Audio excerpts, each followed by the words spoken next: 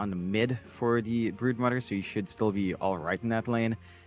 Safe lane Tiny doesn't quite enjoy Timbersaw, but you've got Kishka to kind of zone you out, so you really don't mind. I feel like that's a lane that Lilgun can play with, and we've got to see how armygeniuses play. Like they've got to show us what they have in mind with running a pause 4 void, because we've seen Norman, he was sticking to his guns with the Tiny 4 when Tiny mid was more popular. He loves to just play these aggressive pause 4s. His Earth Spirits pop is great. His Piranha is great.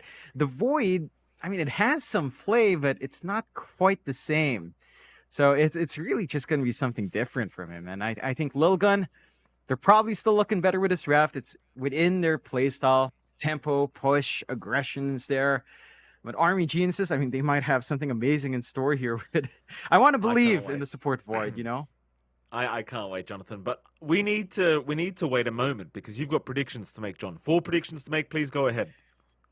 First barracks kill, it's Lilgun, especially with that draft. Team with the most kills at the game, and it's a toughie.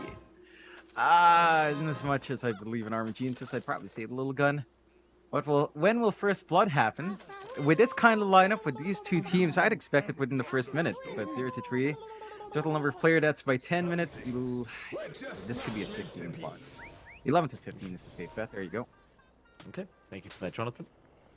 We'll go with those numbers. Uh-oh, a duel has been set here between DB and 423. There you go. This might be the first time we've seen that so far. I don't think any other players have accepted a duel together, so at least when we've been casting. So there you go. A duel has been set between the two. We'll see which one does die first. And here we go. The all chatter started.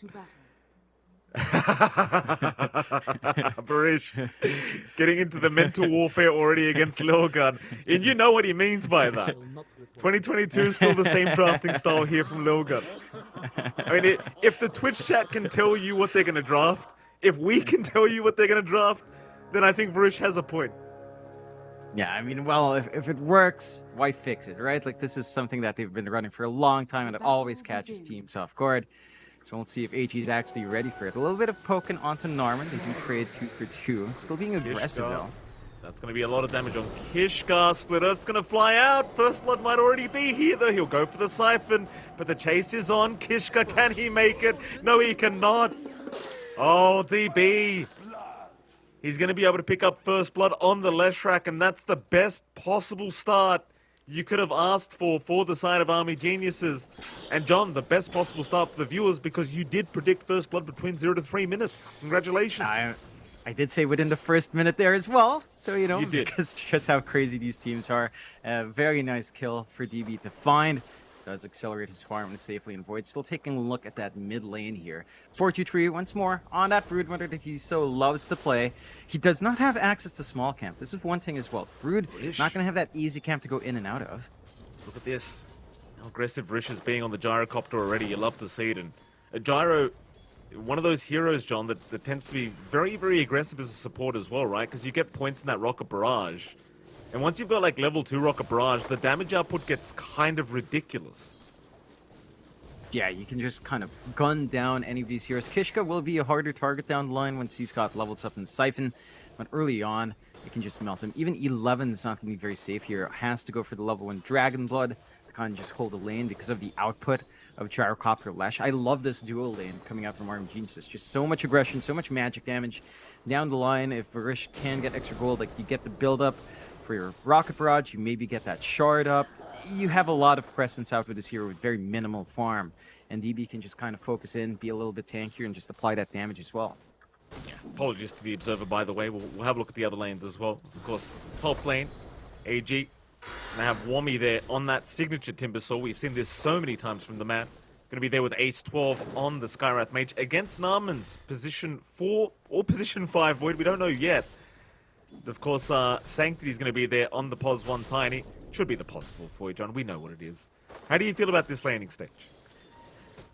It's a little bit awkward. Wami does have pretty good presence out, although there is a lot of magic damage that can come out here with Ace 12 and Sanctity. If he does get value points in the Avalanche Toss, you can kind of melt Wami before Reactive really builds up, and Reactive does feel a little bit strange right now with how many stacks you need to build up. So you have some good counteraction here from Lilgun. Narman's presence, I mean, he's just been running up and trying to bash someone.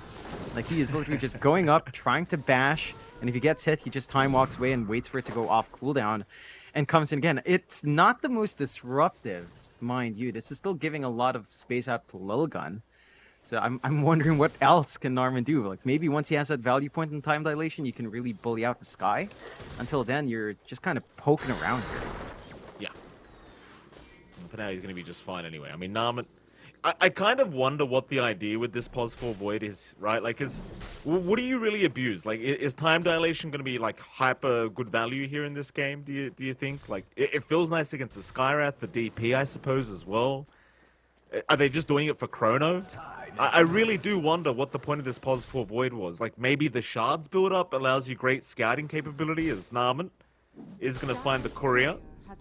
That's a pickup there against Ace 12. What are you thinking, John? Like, where does the value lie in this void pickup? I mean, you've got the Gyrocopter, you've got a Storm, you've got a Timbersaw, you've got Lesh. There's a lot of damage to toss into the Chrono. They've really drafted around that well. And they've ensured that the Void isn't the one to do the damage in the Chrono. So I think that's where a lot of the value lies. It's also going to force a choice out from Lilgun, whether or not you want to prioritize that pause 4 first, would say the silence out, because of that constant threat of Chrono from the support. So it makes it a little bit harder to focus the multiple heroes down, because Azura is someone you'd want to pin down with the Ancient Seal as well, but you might have to use it on the Void first, providing Azura an angle in, and that just makes it easier for the Storm, and because it's a support Void, you really don't care. But if you ignore the Void, Chrono's still there, and suddenly you're in a lot of trouble anyway. Let's have a look at that last lane we haven't looked at yet.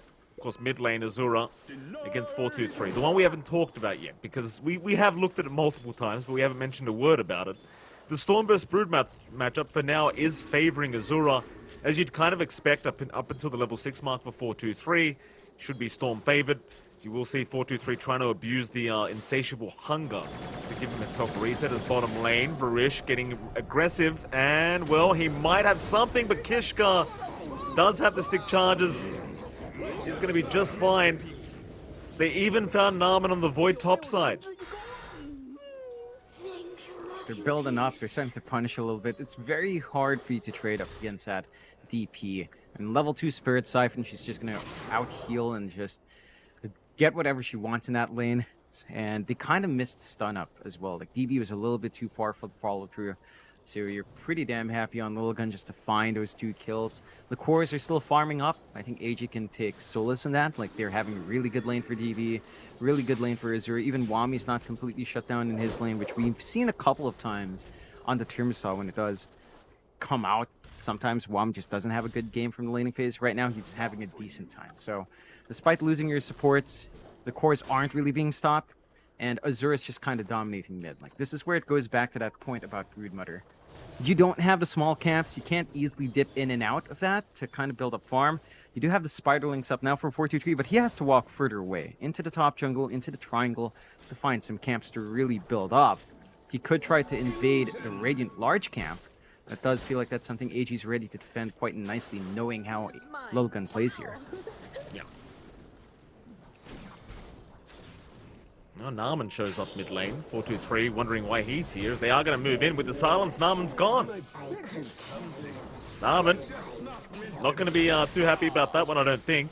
Ace 12 with a very nice rotation, having the Ancient Seal available, and the big weakness of the Void, John. You silence him up, and he's not really going to be able to do too much. Yep, gets controlled really easily. They didn't have vision to watch that rotation out from the side of Lilgun. Love what Ace 12 does, just matches that movement. They get the bottle top up for Azura. Ace under vision. Ace 12 getting very, very low. We'll go for the silence on Azura, but it's not going to matter. He will drop. Narman actually takes the kill for himself on the Void. Pings out from Narman. That's interesting. Didn't want to give it to Azura, apparently. Yeah, you take your support tax. You are a support Void. So you kind of want a little bit more there. Azura probably doesn't mind too much. He shoves away. The Skyrath Mage gets a little bit more space. He doesn't quite have enough to clear out the Spiderling army. Oh, they're onto the DK now. 11. He is going to melt to the damage of DB and Varish. it's the thing with the Dragon Knight. Against this much magical damage from the Leshrac Gyrocopter, you are just going to melt if you do get caught. Meanwhile, top lane Wami going to move in Sanctity. He's in big trouble. Narman does get a bash in the end, and Narman does take another kill for himself on the Void as Kishka is going to try to rotate, chase down the Timbersaw, but Wami, he's a tanky boy. Still melting slowly but surely. Kishka has the Crypt Swarm up, but it's not going to be anywhere near enough damage. So Wami's going to be just fine to back his way out. And AG, they're doing a fantastic job of getting these kills across the map. They're starting to find that momentum now. They've gotten the room out for Wami to get pretty damn big. They need to find a way to stop 423 though. Like, he has managed to catch up with his Spiderlings up. There's really not much Azure is doing with his AoE damage. And that is an issue to watch out for, because again, Lilgun plays around the tempo of 423 very nicely. He's going to build straight into the Orchid to provide an additional silence for the Storm or the Face's Void, and that's going to cause massive issues. Azure is going to need something defensive, and we don't tend to see that too often from Storms early on. 423. Experienced Wami now TPing in, just ready to defend that mid lane, seeing the Spiderlings are available for 423, so the rotation down towards the bottom side of the map is going to be there from our Broodmother. You never want to have to lane against the Timber if you can avoid it, that's for sure. And it seems like for now, he's just going to try and secure the Radiant jungle, but I imagine eventually he is going to start moving into that bottom tier 1 tower and trying to melt that down.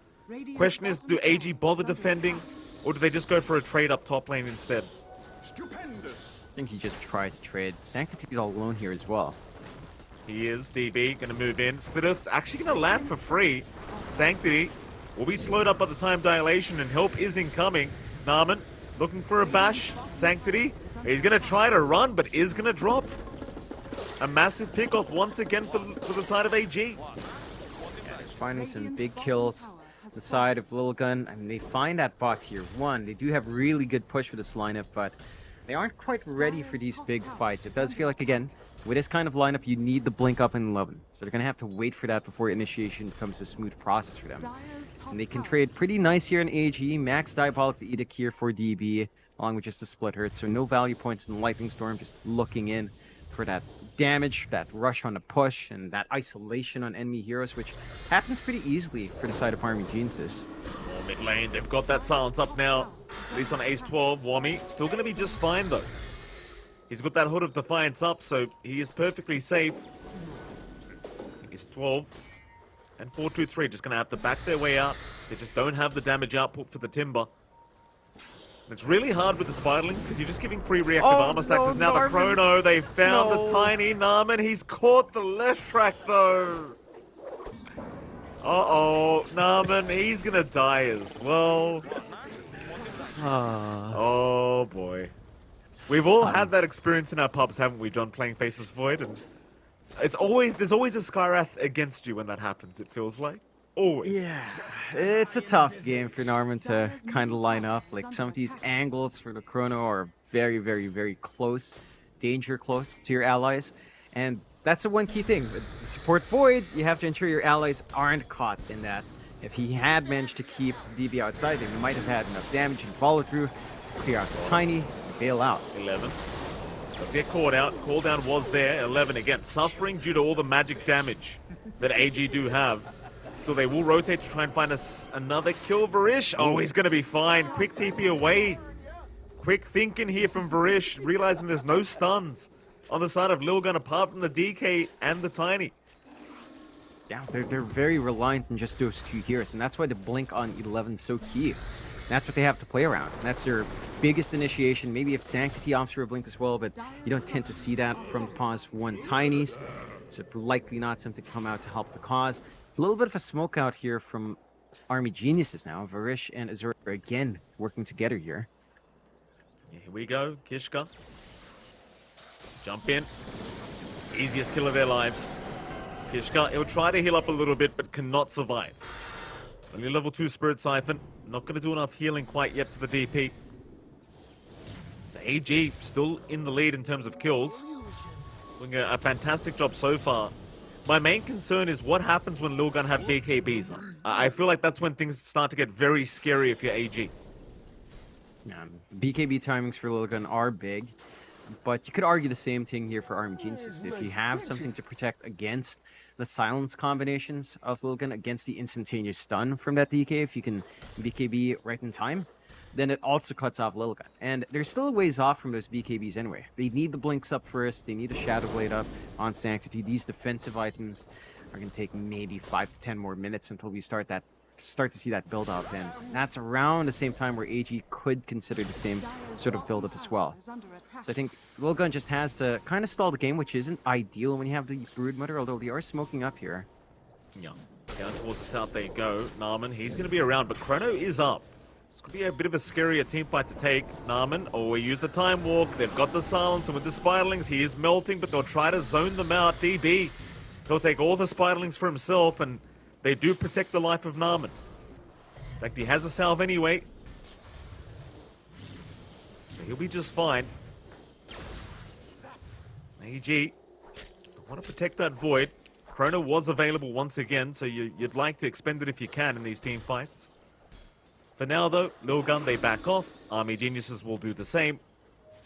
And Lilgun, they will hold a very slight net worth lead their way. They're working the map well enough. They're getting the build-up they want on 43, 11, and Sanctity. Very equal farm from everyone here, basically. I think, again, the key timing is this blink. You are within 7 gold for 11, so it's basically up. You can kind of play with a smoke now, try to get that Dragon Tail Mystic Flare combination, melt down a hero fast. You don't really have many saves here on armygeniuses. In fact, you don't have a save at all. So you should be able to find a nice kill for yourself very quickly with that blink up and running. Still, Azura grabs a regen rune. They might be able to play aggressive off the back of it. And I think the one issue for AG is that Lilgun are just kind of allowed to invade the spot jungle. They have so much rain here with 423's presence. They've got to put a dent in it. Once this Orchid's up on 423 with that blink on 11, I mean, their aggression just kicks in and they can just look for the kills non-stop. Well, the Orchid is on the way now for 423, so we'll see if they can try to make this work. There is going to be a 4-man smoke behind the Broodmother. In fact, never mind, they go right ahead. Down towards the south, towards the bottom lane. Narman is going to be able to break the smoke in a quick time walk away. He might die for this, but he'll be okay with that.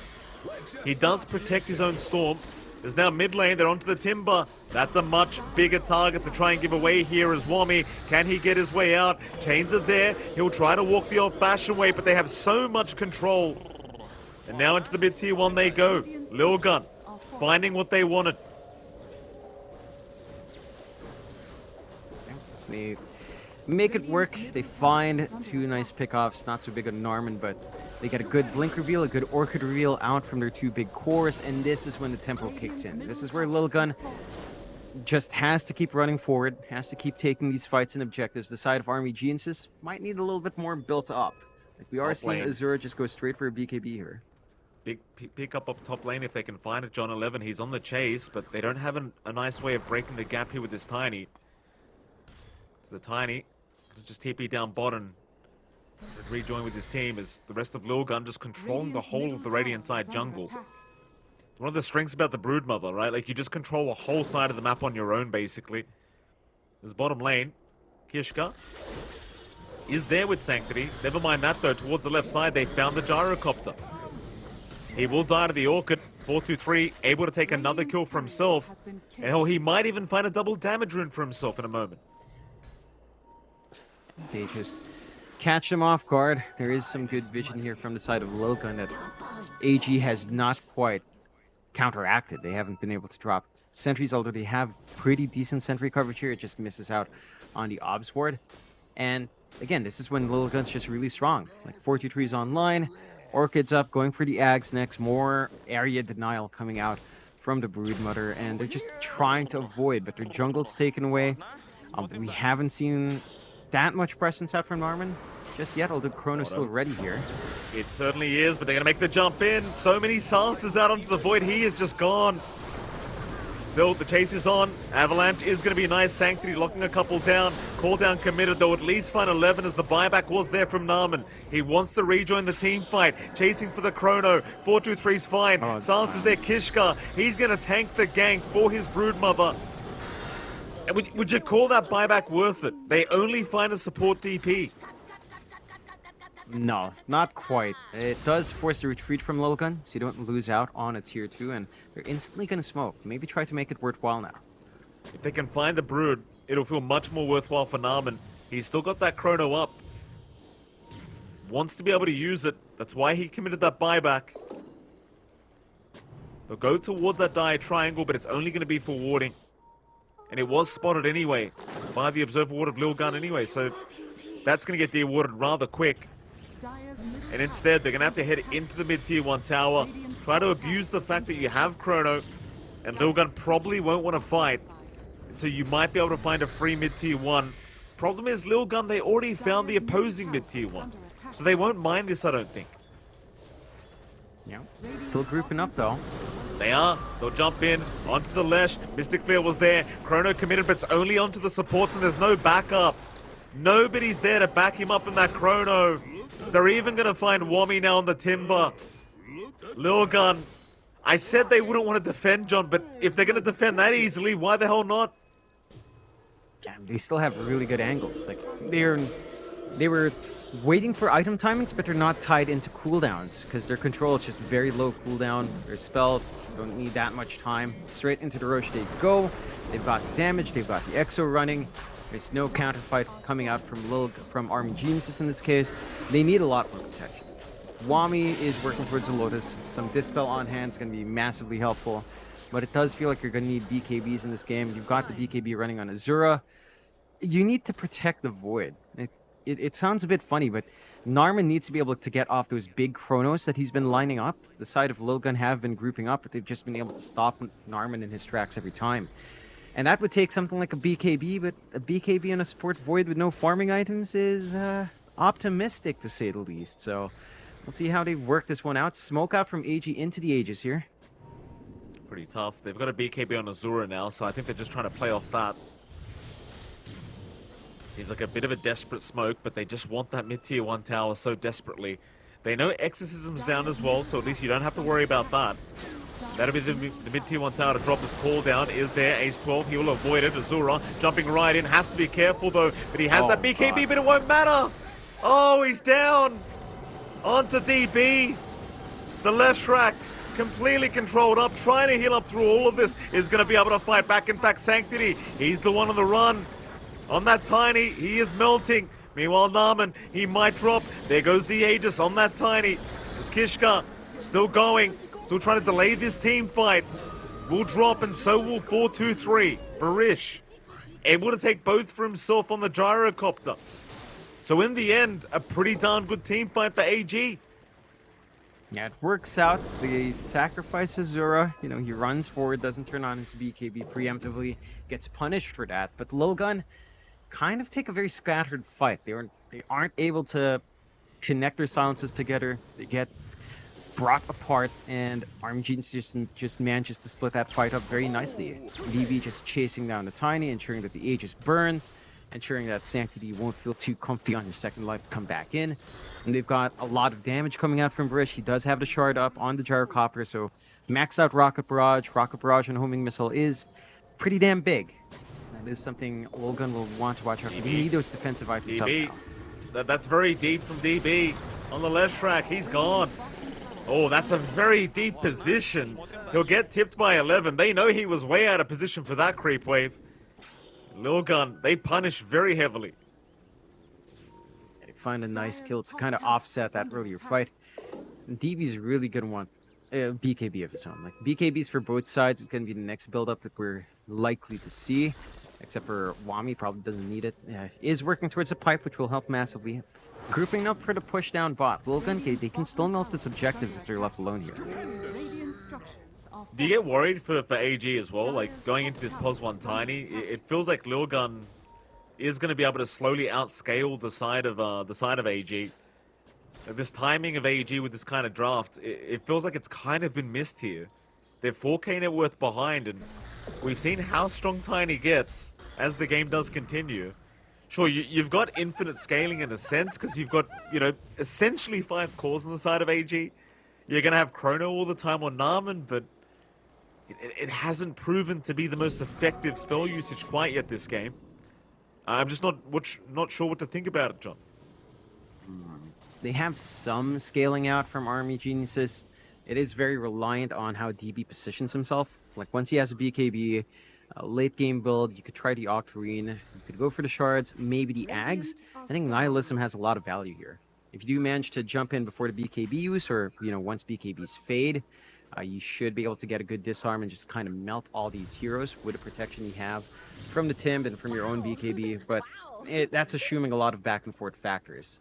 I think for AG to leverage their Chronosphere in this game is just super difficult. Narman has not had an easy time lining up Chronos. It's just so much control, so much silences, and he's not going to have his own BKB, if ever, unless this game drags on for another 20. So Lilgun will always have the edge there, but I think you can rely on DB, and to a certain extent rely on Azura. It's just that the initial BKBs, when they do come out for both sides, it will feel a lot better for Lilgun. DB, he'll take down the top tier 2 tower. Bottom tier 2 is also going to drop by the looks of it. Lilgun, they are not really backing off. I think 11 there on the Dragon Knight to get that job done. AG not going to try and TP back to force a defense. They're happy with the trade for now. Just a nice even trade between the two teams. DB back to the top of the net worth board on the left rack, so he's happy. Just needs to be able to survive throughout these engagements. Especially with this Bloodstone up. Like, you see how fast DB can just regen that mana with the Blood Pact, and just needs to be able to be tanky enough to just keep going. Just let that Pulse Nova run forever. That's why he builds into the Shiver's Guard. Bonus armor against the Broodmother, the Tiny, always going to feel good, and of course even the Active going to be very effective in the middle of these team fights. And against just those Spiderlings, just farming all that free gold away. Meanwhile, Lilgun, they are sitting back and relaxing. They're just trying to buy more time for Sanctity. He has got a Silver Edge up, so he's going to try working in towards those shards now, and he probably will need a BKB of his own as well, so he can just freely hit away. And there you go. There's the BKB up. Time to build up some shards. His output's really reaching its peak now. Inside of AG, well, with the BKBs up, triple BKBs on all of these cores from Lilgun, their game becomes a lot harder. It does rely on Narman actually catching them out before BKBs fly open, which again is easier said than done. And Lilgun will go for their own smoke play here. And with 3 BKBs, there's really not much to stop them. Mid lane, Lilgun, they will hang around. The Spiderlings scattered everywhere trying to get vision of where AG are at the moment. And they'll spot them now. Wami and Varish have been scouted. Instead, Lilgun, they are running directly north. They might run right into the POS 1 Leshrac of DB. Sanctity. Oh, I don't think he saw him. 11? No, never mind. They know he's somewhere. DB? Oh my, he's actually going to avoid them. Oh, they don't walk towards the left. He wasn't even hiding behind the tree line. He was just within the fog. Oh boy. Really playing on edge there. Wasted smoke out from Lilgun, but they do get repositioned onto the upper area of the triangle. Kind of hanging around that tier 1 top, which they can melt just easily. Still wrapping around towards Wami here, though. They are. Wami. Still fine. Has the Lotus up as well as the Pipe of Insight, so he's a very tanky boy at the moment. Won't be able to abuse that silence too much against Wami anymore. CG, they'll buy a bit more time for DB to just finish off that Shiver's Guard.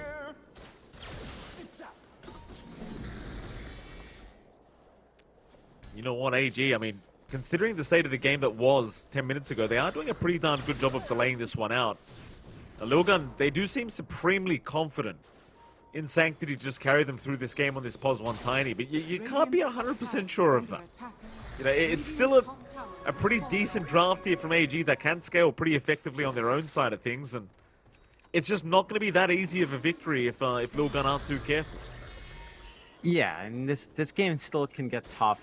I mean, you are still seeing that build-up come out here for AG. Full Kaya Sanj up for Azura, so holding him down is going to be slightly tougher. You've got, a lot of durability coming out from Wami, and they haven't been able to play around this triple BKB on Lilgun, which is both a blessing and a curse, because you're sitting there, you're farming, the BKBs don't do much for you there. At the same time, you've got the threat of the full 9-second BKB just ready to go. So even if AG were the ones to dictate the next few fights, having to deal with 9 seconds of spell immunity with a Storm, with a Leshrac on your side, and a Timbersaw on your side, it just doesn't feel great. I do like that DB is going for the Ags. Again, Nihilism has a lot of value here for the Leshrac. Although the BKBs ruin that, right? So you do want to force BKB usages out from Lilgun, drop that duration down to 6 seconds, and then just kind of weave your way in and out of those fights if you are DB. The defensive capability is nice, but the offensive, it feels like it's something that AG will have to rely on as well. Absolutely. Mid lane. Wommy going to show himself, but is fine to back off. Funny thing, John, I keep making the comment that Lilgun's ahead, but if you look at Dota Plus right now, 62% win rate the way of AG, so Gaben seems to believe it's the other way around. Yeah, it's interesting. I mean, this Pos 1 Tiny is still growing pretty damn big. Shards are still yet to come out here for Sanctity, but his damage output's already up there. Smoke out from AG. Let's see if they can manage to make it work. I mean, if Narman lands a big chrono before BKBs fly on, that could be a big win. Grish. He'll be on the front lines. Wards are out. This is a decent position for AG to try and force a fight. The Sanctity does break the smoke. Sentries do go down around the Roshan pit. Lilgun have successfully avoided the gank attempt so far, though Narman, he'll get silenced up. There goes your chrono. He does have buyback, and he will respawn in 30. But now the gank, it's not going to work out for AG. They'll just take the outpost instead, try to set themselves up for the next Roshan. Still kind of clumped up here. You've got to wait for that void. Roshan's up in 17 seconds anyway, so he's going to respawn in time. Sanctity does not want to wait. He does jump in very early with the BKB, but now he won't have it for the next team fight, and DB knows this. He'll move in right away onto Kishka. That's going to be the DP gone. As Ace 12, he will be up next. Buybacks are immediate, but this is not the fight they wanted. Sanctity, he's going to be stunned up, slowed down, perma-stunned in fact, as DB will take him. Triple kill for the Leshrac. In fact, they just keep going. They found 11 on the Dragon Knight. He'll go for a TP out. Can we get a bash from Narman? Not quite. Oh. No bash out. But they are into the Roshan pit, and that's much more important. And Sanctity, that was a very aggressive jump in. I'm not sure why he went that early. You would have rather saved the BKB for the Roshan fight, I think. And that's the big one. Azura just comes in, forces the BKB use. AG has to do that on a lot of these cores, but once those BKBs are expended, you've got massive openings. I don't think we ever actually saw the BKB use of 11, so he managed to hold on to his. You did pop it on 423 a bit early as well. Like, if you get baited into removing that spell immunity, the Leshrac has free reign. He just needs to wait 9 seconds, and now 8 seconds, and you just jump in. Narman, I mean, it was a bit optimistic for him to walk down from that ramp. He does get punished. I do love that, you know, every time Lilgun kills Narman, they've got a voice chat ready. They've got a voice line ready for him, just because, you know, it's 5 Mongolians versus the 1 Mongolian who went to Southeast Asia. So Narman's going to be copping it with his friends, of course, as they are all friendly. The Mongolian community is all very tight-knit. Still, this game is also very tight, like 15-15, less than 1k lead, AG managing to pull ahead. And this is all off the back of not even having the threat of Chrono. So just the psychological damage that Narman's presence does, because they have to prioritize Void. It is enough. Like, we talked about them making a choice between controlling Storm or Void. They have been choosing Narman, and that does free it up a little bit more for the other cores. Stun. Oh, that's a quick Lotus Sword from Wommy. Still, they silence him up, but do they have the damage? Not quite yet. Ace 12 in the meantime does go down to Azura. Kishka, he's in trouble. On the DP, trying to run, but will not make it out. And now the Chrono. Narman, not going to allow 11 to get out of there. There's your Chrono. 11, he'll have to run the old-fashioned way, but it is not going to work out. 3 down for Lilgun. And AG, they may just march right through the mid lane here. They've got the Aegis up anyway. I love this game, man. I love this game so much, Narman. He doesn't need the big Chronos. He just needs to stop the BKB TPs. And, he can't bash. He's a support Void. Level 2 time lock, 16% chance. Just go for the TP cancellation. He might catch Sanctity, too. They may. Sanctity, he's in big trouble. He's going to pop the BKB, try for the TP out, and they should not have the damage, and they won't. Woo! Sanctity, at least getting Narman and getting out of there. You know, John, that's a good point. Is that the idea with the support void? Like, you've got this crazy magical draft going on. Chrono lasts 5 seconds at max level. Is that the idea? Just waste the full duration of the BKB with a chrono and then just let DB get to work. Yeah, I think that's one of it, right? Like, the main thing is you're forcing a lot of this to jump in onto the void first because you really don't want to deal with chrono. Your lineup on Lilgun's not drafted to deal with a void or that control. You don't have saves in the chrono. And it's that other factor. It's like you have a way of just nullifying BKBs in a very strange way, and it's not like Narman finds all the best angles, so I don't think we've seen that to too much great effect outside of that one chrono on 11.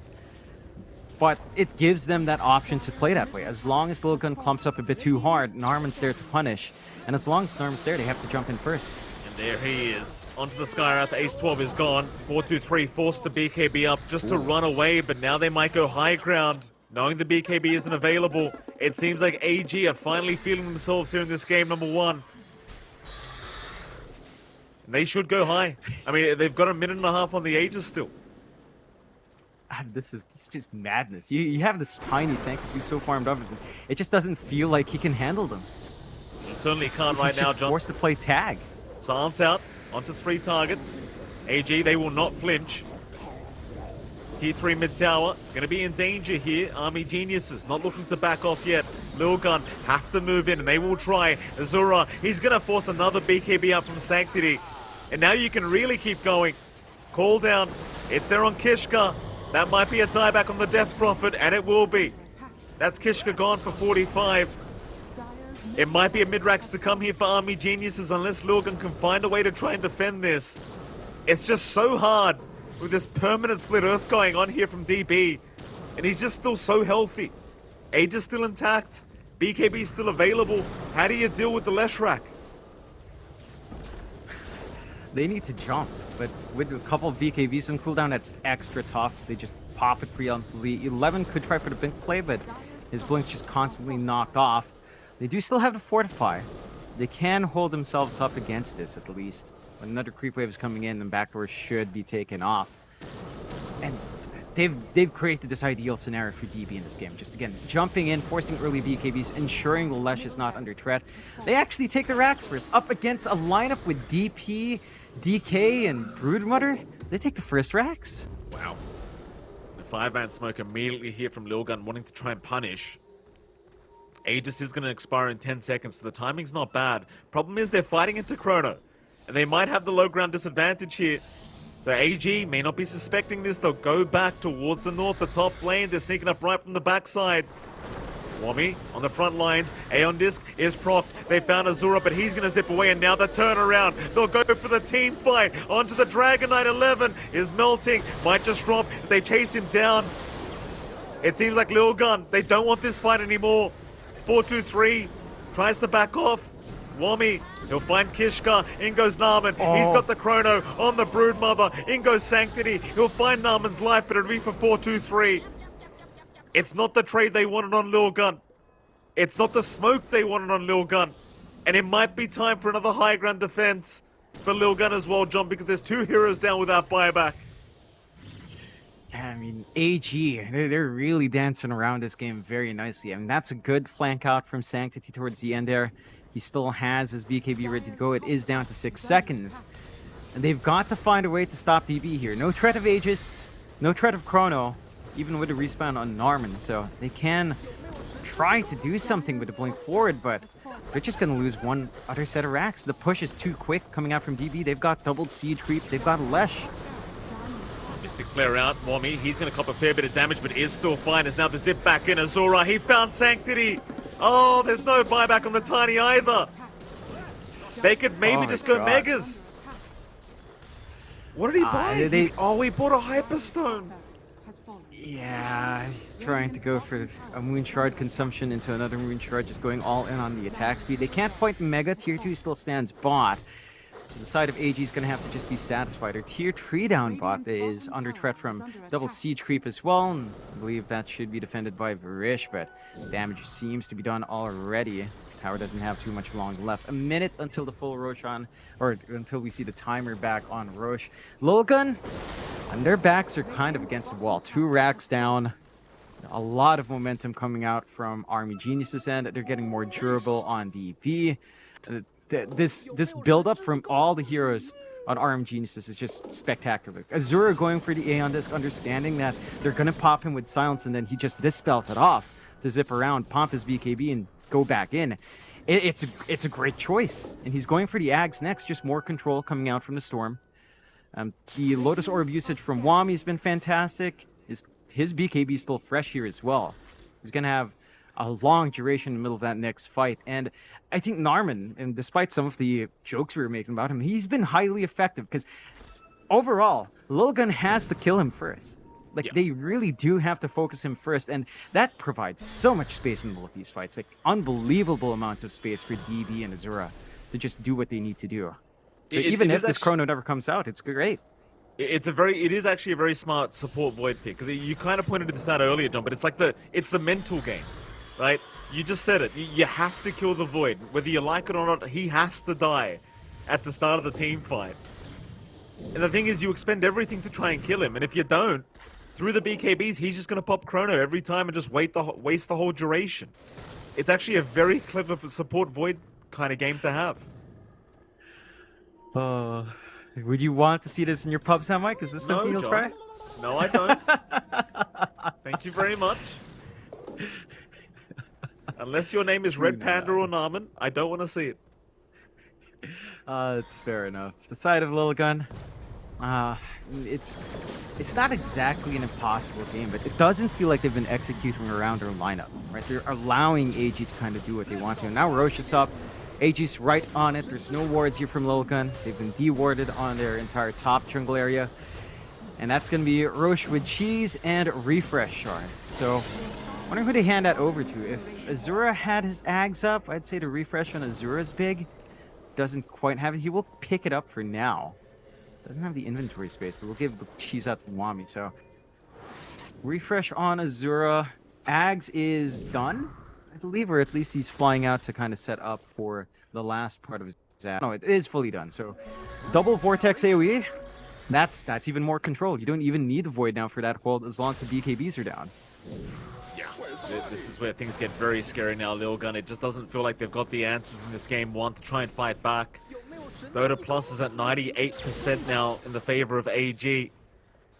We'll see what Lilgun can do, but it really doesn't feel like they've got the answers. They're going to try and move out of the base, maybe go for a surprise team fight on the low ground in that tree line. They are going to try one last time. Lilgun, no, they're spotted. Narman, he'll jump in. DB, he was the one to go in as well. Buyback is there from Narman. He'll rejoin the team fight. Lilgun, they at least find the Leshrac the first time, but Azura, he'll make the jump in with the Aghanim Scepter with the double pullback onto 423 in the refresh. He'll find another. Too many black holes out. There's two down for Lilgun. Kishka, he'll keep going on the DP, but there's no way he can make anything work here, as Wami will chase him down, and towards the south they've got Sanctity. On that Tiny, he'll try to run, but Azura's holding him down. The Tiny's gone. That's it. GG's called. What a performance out from AG, and what a draft from AG, John. I didn't get it when we saw the draft first, but as you saw it play out, it was actually very clever. I don't know what to say. I mean, Narman pause for Void. Look, his contribution to the game isn't like a tangible contribution. It's a psychological one. It's a target forcing one. It's a gameplay choice that he gets jumped first, he dies. So what? You know, you expended all your big silences. That's a window from a Leshrac to do damage. That's a window from a Storm to jump in. That's a window from a Timbersaw to dance around. And Lilgun are not happy. They were allowed to pick up that Broodmother. This felt like the kind of draft they love. They got DK, they got DP, they got Brood. They should have been melting towers. They had this really good blink timing on 11. They just never managed to play off the back of those timings as well. I think AG did a great job of just playing to their strengths, of just being the aggressors, of forcing these fights in really awkward ways. And we can see the scoreboard right now. I mean, AG had a fantastic time. 7-3 on DB. I think Wami really stood out as the most active core here, along with Azura.